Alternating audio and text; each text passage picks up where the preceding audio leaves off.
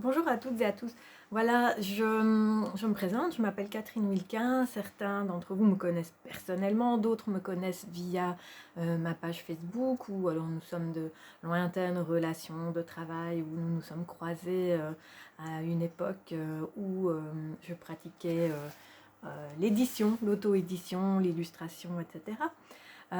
Voilà, donc cette première vidéo aura pour thème trouver sa place. Alors, trouver sa place en tant qu'artiste, mais également trouver sa place dans le monde dans lequel nous sommes en train d'évoluer, ce monde qui est lui-même en train d'évoluer. Alors, je me suis donné comme consigne de ne pas durer plus de 20 minutes par vidéo. Et également pour les prochains jours, les prochaines semaines, je me suis proposé de vous présenter d'autres vidéos qui présentent certaines techniques artistiques, certaines vidéos qui n'auront pas spécialement de commentaires, qui sont uniquement visuelles. Voilà, alors comment est venue cette idée de faire des vidéos? Ben, vous allez me dire, par les temps qui courent, c'est devenu presque une discipline euh, obligatoire pour tout le monde, ou en tout cas quelque chose qui permet de communiquer avec le monde extérieur, que ce soit en temps de confinement, de déconfinement. Aujourd'hui, la communication par vidéo fait vraiment partie de la vie de beaucoup de monde.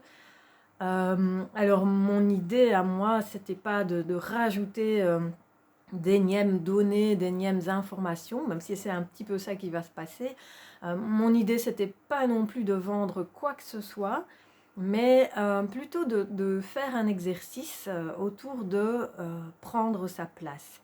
Voilà, parce que comme pour de nombreuses personnes, euh, voilà, je suis également dans cette situation où prendre sa place, c'est pas évident. C'est pas évident en tant que femme, c'est pas évident en tant qu'artiste, c'est pas évident quand on a un mode de pensée un petit peu différent de la norme.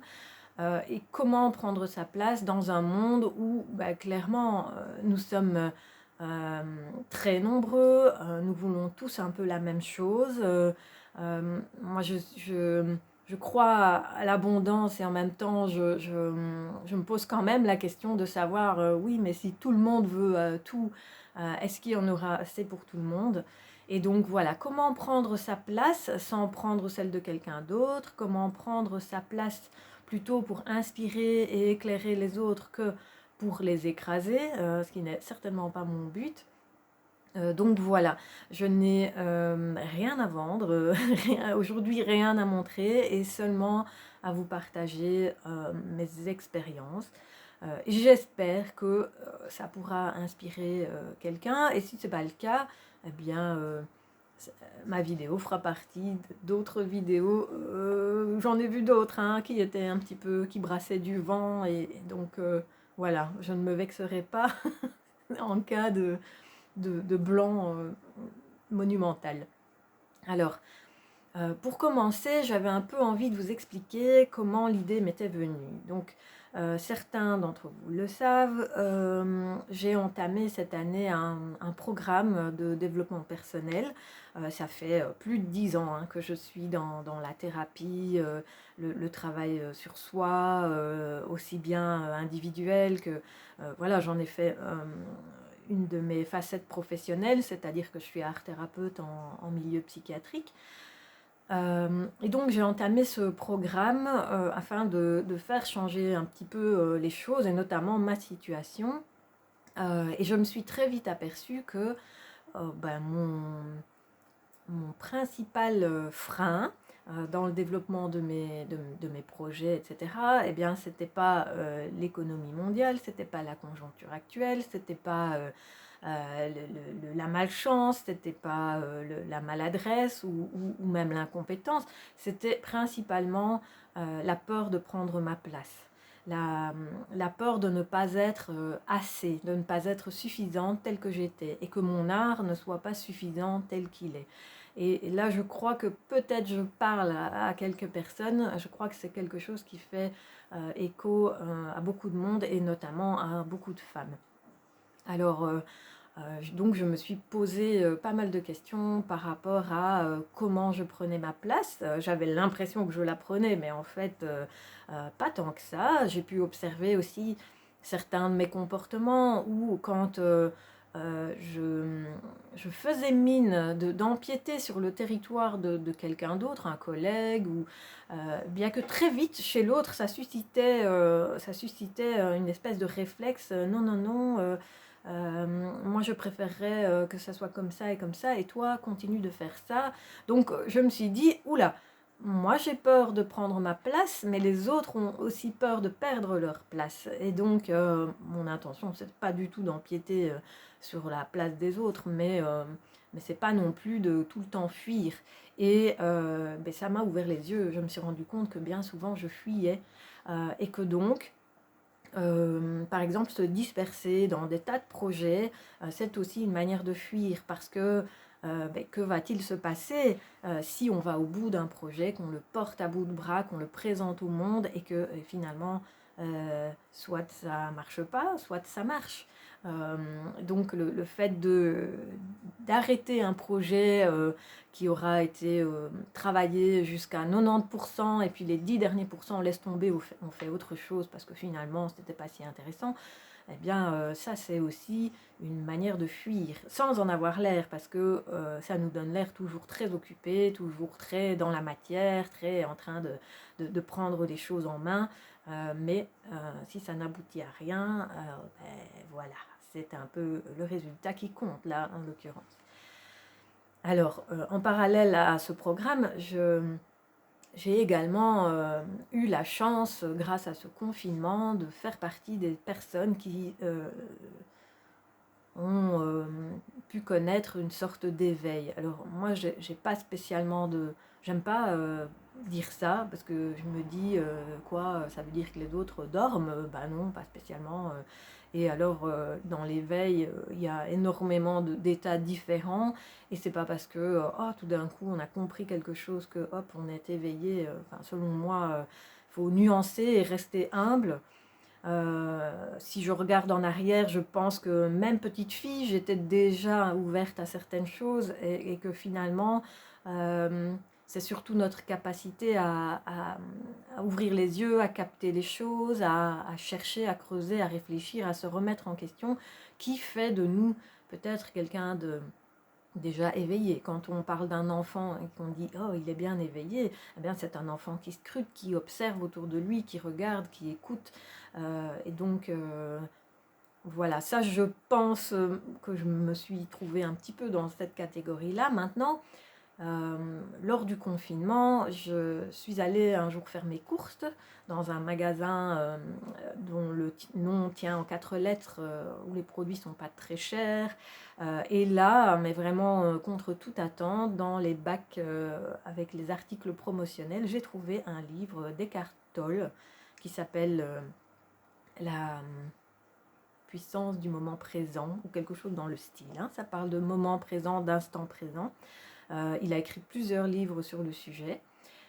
Et je ne sais pas pourquoi, ce livre j'avais l'impression que je l'avais déjà lu, ou que je le connaissais, ou en tout cas j'en avais entendu parler à plusieurs reprises les jours précédents. Enfin voilà, donc je l'ai acheté, je l'ai lu, et voilà, j'ai eu l'impression de revenir à la maison. Et donc, à partir de là, j'ai commencé à explorer le monde de la spiritualité. Puis, partant de là, le yoga, la méditation, le monde des énergies. Et j'ai découvert comme ça tout un univers qui m'était jusqu'alors totalement inconnu. C'est certainement pas à l'hôpital qu'on parle de ce genre de choses. Et en dehors de ça, voilà, j'ai pas spécialement un entourage qui était fort tourné vers ces sujets, même si on n'est pas non plus fermé dans la famille, mais voilà. Et Et donc, tout ça mis bout à bout m'a amené de nouveau à me questionner sur ma place en tant qu'artiste, mais aussi en tant qu'être humain. Euh, je dois dire que c'est vraiment des, des, des matières, c'est comique d'utiliser ce terme dans ce domaine-là, mais en tout cas, ce sont des sujets qui m'ont permis vraiment de garder un enthousiasme pour traverser cette période compliquée. Et donc, je me suis également intéressée aux chakras, aux familles d'âmes. Et grâce à un livre de Martine Dussart, j'ai fait un petit exercice afin de découvrir quelle était ma famille d'âmes. Alors, c'est pas encore super clair pour moi, mais en fait, cette vidéo fait partie d'un exercice que je me suis donné, je ne veux pas dire imposé, mais en tout cas, j'ai pris l'engagement de faire une série d'exercices qui seront étalés sur toute cette semaine. Et le premier exercice, pour tester si ma famille d'âme et la famille d'âme reliée à la terre, reliée au chakra racine et à la couleur rouge. Donc pour expérimenter si ma famille d'âme était celle-ci, l'idée c'était en fait, de travailler sur ma communication, sur exprimer ma vérité. Voilà, exprimer qui je suis et ça rejoint une énorme question que je me pose pratiquement non-stop, c'est oui, mais si je fais des vidéos, qu'est-ce que je vais raconter là-dedans? Moi, j'ai rien à dire, j'ai pas d'avis, j'ai pas... en tout cas, ce que je pense, ça n'intéresse personne, à part moi et encore.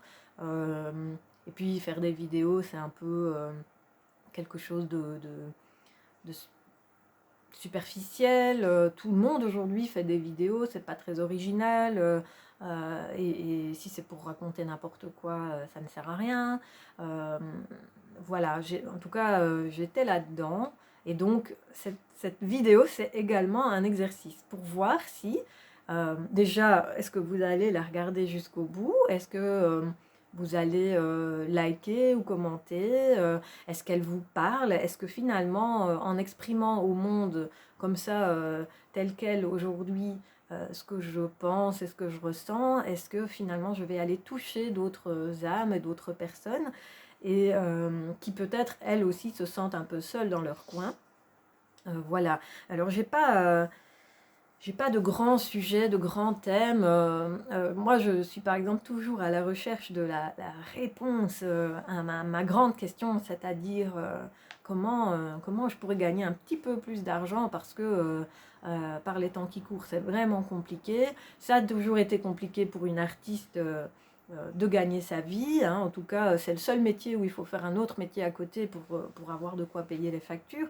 Mais c'est d'autant plus difficile en ce moment parce que même si j'adore mon métier à l'hôpital, il est parfois très contraignant, pas tellement au niveau humain et masse de travail parce que j'adore ce que je fais, donc ça passe tout seul, mais au niveau des contraintes horaires, administratives, qui appartiennent finalement au système de la grande institution. Là, ça manque un peu de légèreté, ça nous laisse parfois un peu épuisés et ça ne laisse donc pas de place pour beaucoup de créativité. Enfin, en tout cas, moi, je prends pas mal de vitamines pour essayer de garder un peu la forme. Donc, voilà comment... Il y a certains moments où je me dis... et si je reprenais ma vie d'avant, ma vie un peu de saltimbanque, où j'allais à gauche, à droite, donner des ateliers, rencontrer des gens, c'était toujours nouveau, c'était très stimulant. Sauf qu'aujourd'hui, quand vous n'êtes pas vacciné, eh bien, c'est pas compliqué, vous restez chez vous. Alors j'assume complètement, d'ailleurs c'est pour ça que je fais des vidéos, je prends les devants et je ne me laisse pas abattre, mais voilà, donc la manière de trouver un moyen de subsistance, pour moi, elle me questionne et j'espère que je ne suis pas la seule à me poser ce genre de questions et à me demander, oui, mais bon, dans le monde d'après, on va faire quoi si, si à un moment donné, je perds mon travail à l'hôpital parce que je ne suis pas vaccinée et que par ailleurs, je n'ai aucune échappatoire et aucun autre moyen de gagner ma vie, comment je vais faire, etc. Et c'est beaucoup cette question-là qui me turlupine et qui rejoint de toute façon, encore une fois, celle de trouver sa place. Et en fait, il n'y a pas si longtemps que ça, c'était hier, je me suis dit, mais lâche un peu tout ça, lâche un peu, parce que déjà, tu sais pas anticiper ce qui va se passer. C'est pas en une semaine que tu vas apprendre à cultiver tes légumes, construire un poulailler, élever tes poules, fabriquer ton panneau solaire et filtrer ton eau de pluie. Donc de ce côté-là, voilà, tu es dépendante des autres, mais en attendant, qu'est-ce que toi tu peux apporter au monde? Qu'est-ce que toi tu peux, comment tu peux inspirer les autres? Euh, alors jusque-là, parce que évidemment cette question, elle date pas d'hier, elle par contre. Jusque-là, je me disais, bah, je sais pas inspirer les autres, j'ai rien, j'ai pas grand-chose à montrer, ce que j'ai fait c'est démodé, donc comment je peux, moi, euh, aider le monde. Je sais faire que des choses inutiles, hein. Je sais repriser les chaussettes, mais bon, voilà, avec ça, on peut aller loin quand même, hein, avec des bonnes chaussettes, mais en attendant, euh, voilà, tout ce qui est artistique reste, même à mes propres yeux, quelque chose de, euh, comment ils ont appelé ça, non essentiel. Voilà. Alors bah là aussi, je compte un peu sur vous pour avoir des retours. Qu'est-ce que vous pensez en fait de la position de l'artiste dans cette société? Moi, il y a quelques humoristes que j'apprécie qui surfent sur la vague de l'ambiance actuelle et qui me font bien rigoler. Donc voilà, qui amènent leur regard un peu décapant sur les aberrations des mesures, voilà, du déroulement des choses. Et c'est extrêmement rafraîchissant. Je pense que ces gens-là s'amusent, mais en même temps, voilà, peut-être qu'ils sucent des cailloux hein, également. Donc, donc voilà, ça m'intéresserait beaucoup d'avoir vos retours concernant la place de l'artiste dans la société.